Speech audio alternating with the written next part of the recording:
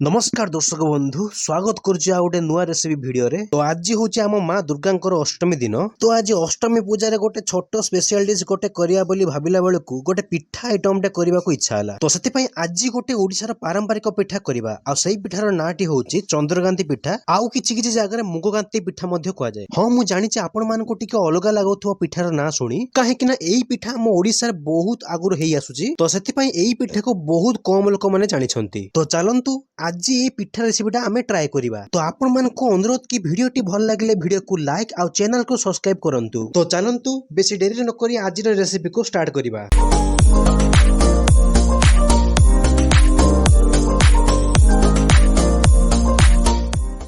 तो फास्ट आमे 250 ग्राम रो मुग डाली नबा। आ आपण चाहिले कम की बेसी क्वांटिटी रे भी नै परिबे। तापर 50 ग्राम रो अरुआ चावल नेबा।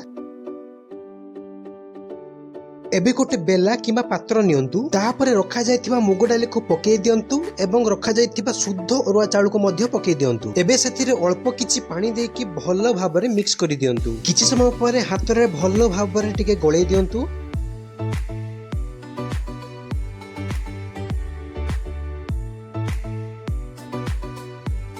एबे 1 घंटा जाय पानी रे भिजेकी रखि दियंतु। 1 घंटा पानी रे भिजेकी रखिला परे देखंतु मुग डाली एवं चावल केमिति सहजरे भेदी जाइछि एवं बाटिबा को मध्य सुविधा हबो। तापरे डालीटी को ग्राइंडिंग करिया पई पात्र नियंतु। तापरे रखा जायथिबा मुग डाली को पकेई दियंतु। एबे ता ऊपर ढांकुणी देई दबा एवं ग्राइंडिंग मशीन ने भलो भाबरे पेस्ट करि दबा। भलो भाबरे पेस्ट करि सला परे देखंतु सहजरे केमिति मुग डालीटा बाटी जाइछि। एबे पेस्ट को गोटे पात्र रे काढी नियंतु। तापरे फाळे कटा जायथिबा नोरिया को नियंतु एवं भलो भाबरे कुरिकी गोटे पात्र रे रखि दियंतु।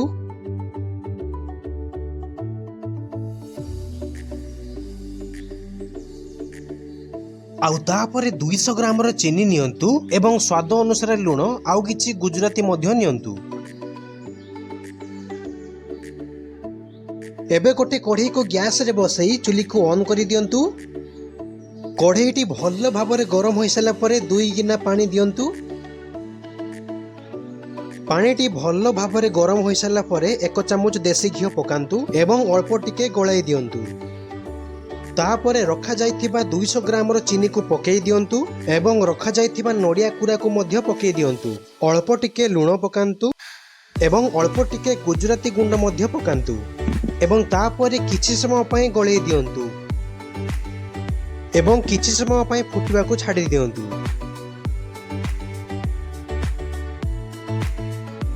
एबे गैस चूल्हा को मीडियम फ्लेम करी बटा जायथिबा मुग डाली को पकेई दियंतु।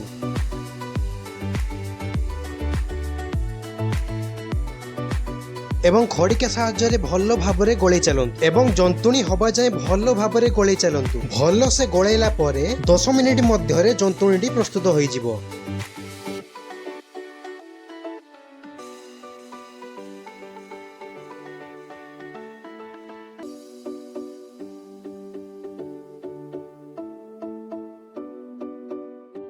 एबे देखंतु जंतुणीटी किपरि प्रस्तुत होई आसिलानी एवं एहा द्वारा पिठाटी बहुत सॉफ्ट एवं बहुत टेस्टी लागिवो।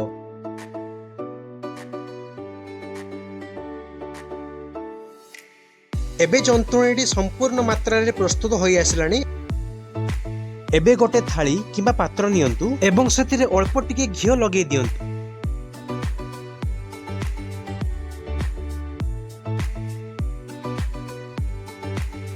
वर्तमान रखा जायथिबा जंतुणी को ता ऊपरे पकेई दियंतु।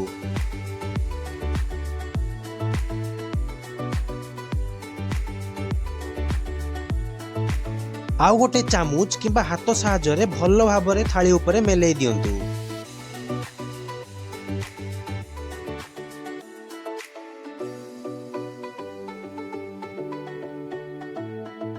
थाली चारिपटे मेलेई सारिबा परे किछि समय पई छाडी दियंतु।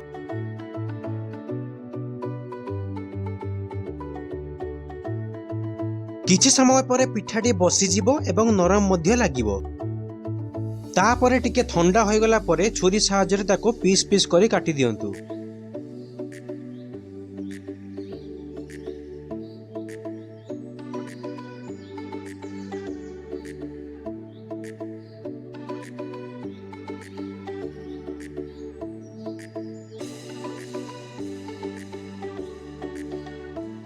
देखंतु एई साइज रे पिठाटी को काटी देबे एवं काटी सारला परे देखिबे पिठाटी बहुत नरम होइतिबो।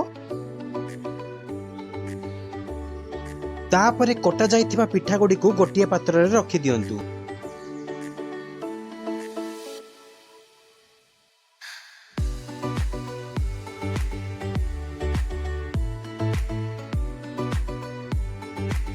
तापरे गोटिए कढ़ई बसई चुली को गरम करंतु। तापरे कढ़ई रे रिफाइन तेल पके दियंतु।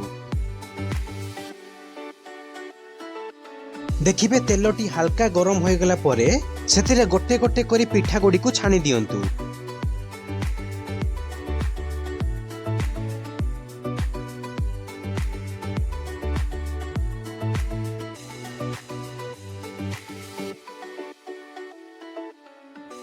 ध्यान रखिबे पिठा गुडी को कढ़ई रे पके सारला परे चुली को मीडियम फ्लेम रे रखिबे। किछि समय परे पिठा गुडी को ऊपर तळ करी छाणी दियंतु।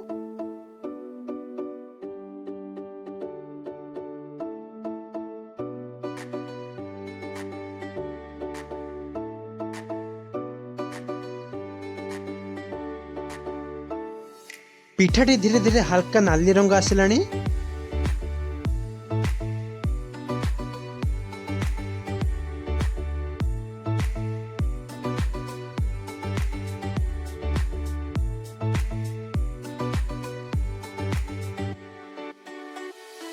एबे पिठाटी संपूर्ण मात्रा रे प्रस्तुत हो गला। एबे ताको गोटे पात्र रे काढी दियंतु।